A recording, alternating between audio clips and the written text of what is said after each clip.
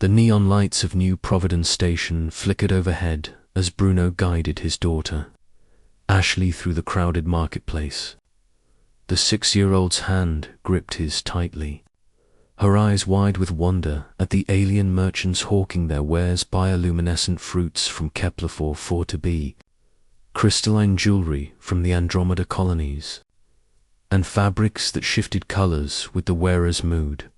Bruno had been stationed on this orbital hub for 3 months now, working as a human liaison for the Galactic Commerce Guild. After his wife's death 2 years ago, he'd taken this position hoping a fresh start among the stars would help them both heal. Ashley had adapted remarkably well, making friends with Vrelian children whose tentacles she found endlessly fascinating, and learning to count in 5 different alien languages. "Daddy, look." Ashley tugged at his sleeve, pointing toward a street performer, a Xylothian, whose multiple arms juggled plasma orbs in mesmerizing patterns. Bruno smiled, about to suggest they stop and watch, when Ashley suddenly froze. Her grip on his hand tightened. "Daddy," her small voice trembled, "why is that woman sleeping on the street?" Bruno followed her gaze to a huddled figure in a shadowed alcove between 2 storefronts. The woman's clothes were tattered, her face hidden beneath matted hair. A small container sat beside her, containing a few measly credits, not even enough for a meal. The marketplace seemed to part around her like water around a stone. Hundreds of beings passed by: humans, Vrelians, Carthians, Sotation merchants in their mobility tanks, all studiously avoiding eye contact with the homeless woman. Bruno's heart sank. He'd hoped to shield Ashley from this harsh reality a little longer, but the universe had other plans. "Come here, sweetheart." He knelt beside his daughter, bringing himself to her eye level. "She's not sleeping. She doesn't have a home." Ashley's brow furrowed in confusion. "But everyone has a home, don't they?" "No, baby. Not everyone." Bruno felt the weight of the conversation settling on his shoulders. "Sometimes people fall on hard times. Maybe they lose their job, or get sick, or something bad happens that they couldn't control. But the aliens," Ashley gestured at the thriving marketplace around them, "the Velians have those big ships where everyone lives together. And the Carthians, you said they all take care of each other in hives." Bruno nodded slowly.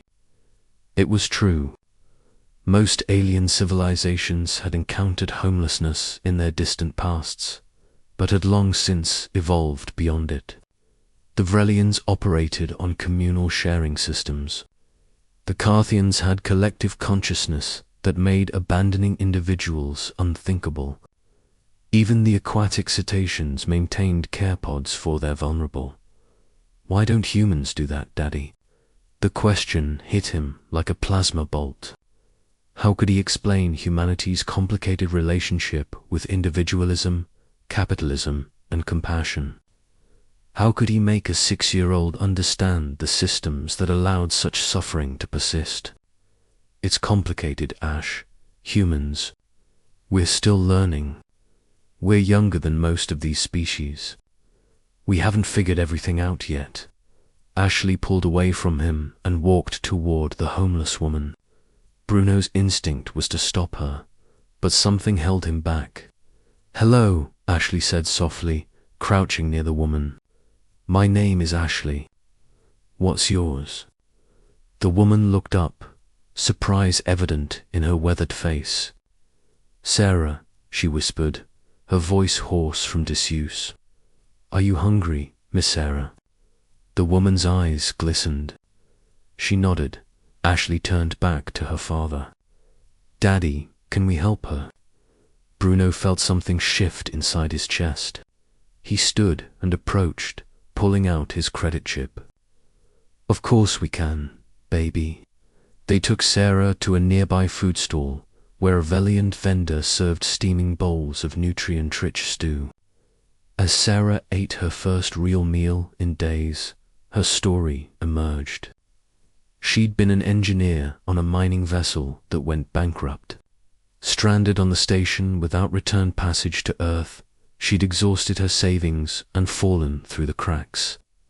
"The thing is," Sarah said quietly, "most of the alien species here wanted to help. A Vreliant family offered me space in their quarters. But human protocol requires I maintain citizenship status, which requires employment, which requires an address. It's a circle I couldn't break." Ashley listened intently, her young mind processing the injustice. Bruno made some calls.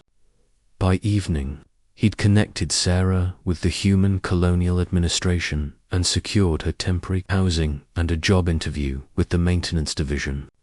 It wasn't a miracle solution, but it was a start. As they walked back to their quarters that night, Ashley was quiet.